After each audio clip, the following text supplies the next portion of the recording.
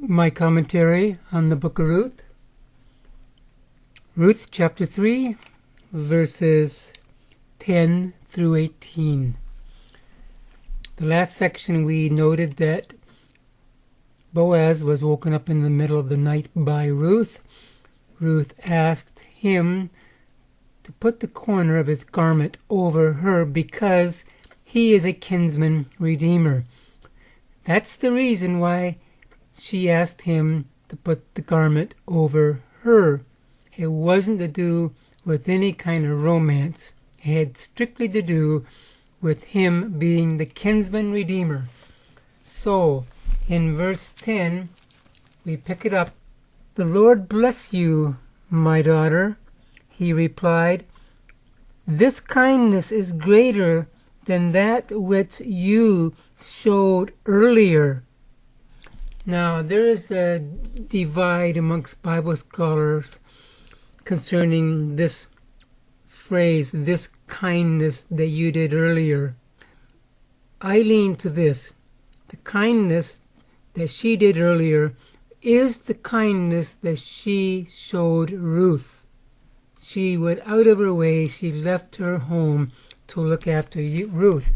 And now Boaz is saying, this kindness you're showing me is even better than the kindness you showed Ruth.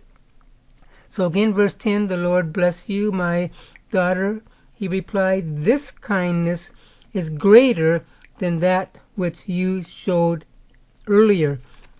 He must have been flattered by Ruth's request. "You have not run after the younger men, whether rich or poor." Verse 11, "And now, my daughter, don't be afraid. I will do for you all you ask." Ruth could have possibly hung around the young men in Bethlehem and looked for a husband, but she didn't. She is going to Boaz and really in an untraditional way asking him to be her husband. That's not the way they did things back then. And Boaz is grateful for this. Now, she's a young lady. He may be scratching his head at this point and being quite thankful that a young lady would want him for a husband. But of course, they both know there's more to this kinsman redeemer than the marriage. Boaz says, "Don't be afraid." This tells me that Ruth could have demonstrated a bit of fear, a bit of shyness. Maybe Boaz would say no, but he says, "Ruth, don't be afraid. I will do my best to honor your request." So that should relieve her. "All my fellow townsmen know that you are a woman of noble character." Again, if she was not a woman of noble character, maybe she would be looking for romance here. But we know she is a woman of noble character. She's not asking for romance in the middle of the night here.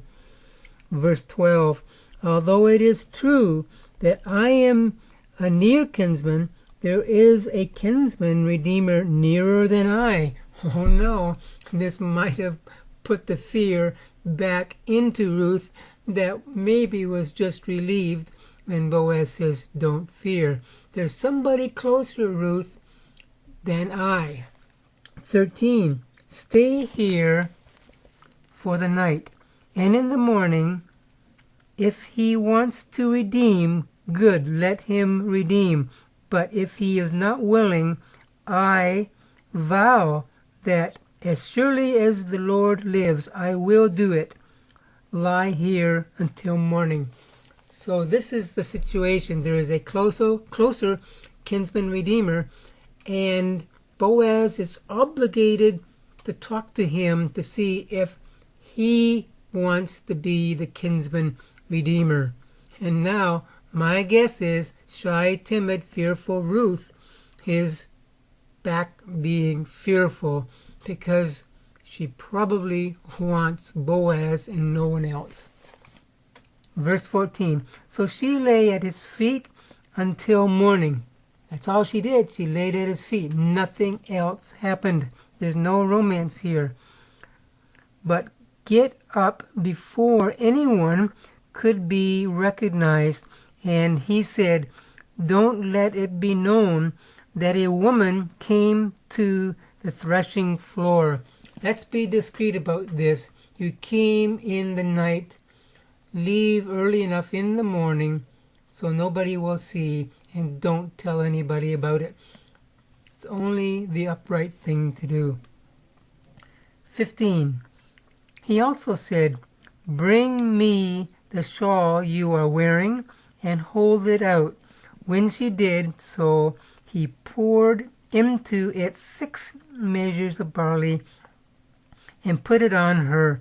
Then he went back to town. 16. When Ruth came to her mother-in-law, Naomi asked, how did it go, my daughter? She is very interested. Of course, she would be interested. Then she told her everything Boaz had done for her and added, he gave me these 6 measures of barley, saying, don't go back to your mother-in-law empty-handed. Boaz is thinking of Naomi here. Then Naomi said, wait, my daughter, until you find out what happens, for the man will not rest until the matter is settled today. Naomi knows something about Boaz. He is a man of his honor. If he says he's going to do something today, it will be done today. So Naomi is saying, just hang in here and we will find out what happens today. Again, I know I'm making this pretty emphatically because some people are convinced this is one major romance. It is a love story in the purest sense of God's agape love. It's not necessarily a romance novel.